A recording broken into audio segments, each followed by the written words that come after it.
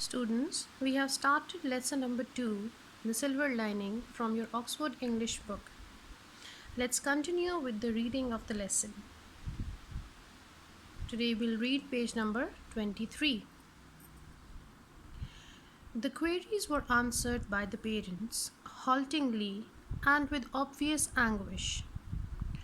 What struck me as the worst part of the situation was that the girl would be often gravely looking on. Her eyes, as the were aghast with the horror and self pity, aware that she was the topic of discussion. She had no other pastime than to run around the house or play with the servants. She did not go to school, as there was none there to cater for her needs. They had tried to teach her at home, but without success.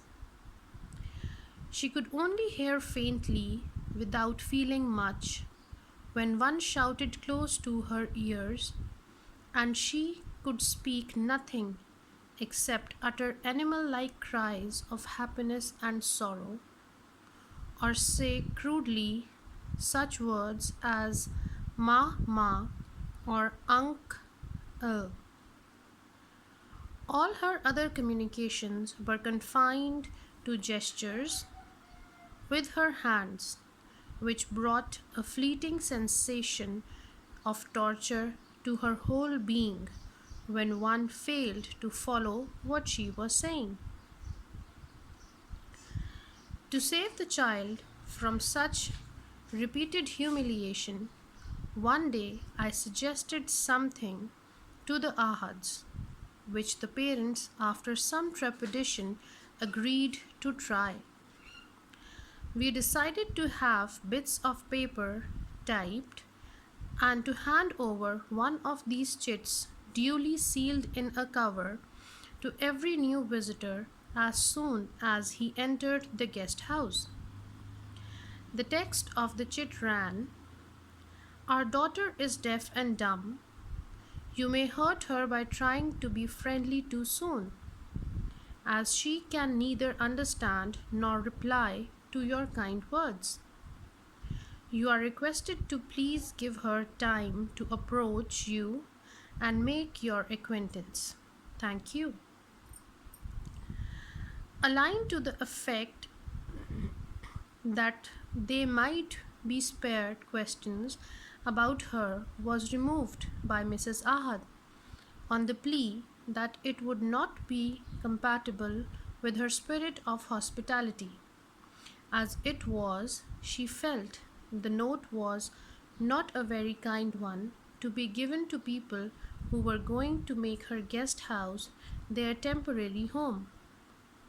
But she gave consent to save the girl untold misery and helplessness she experienced every time a stranger approached her. The ruse worked well, even beyond our expectations. Though a few sympathetic questions were still put to the parents, the poor child was spared. Later, the girl herself slowly became intimate with many of the guests. The Ahads felt relieved and thought that at least one of their problems was temporarily solved. But they had a strange visitor one day. It was late in the afternoon, and I was talking to the landlord about some packed lunch that I needed the next day. I was planning a short excursion by myself to a group of caves nearby. The landlord was in a hurry arranging things for a new guest who had booked a room for the season and was supposed to be moving in any moment, arriving by the mail train. And sure enough, soon a young man came in with a porter carrying his luggage. He was barely 25, clad in an ill-fitted tweed suit with dropping shoulders and wide trouser bottoms.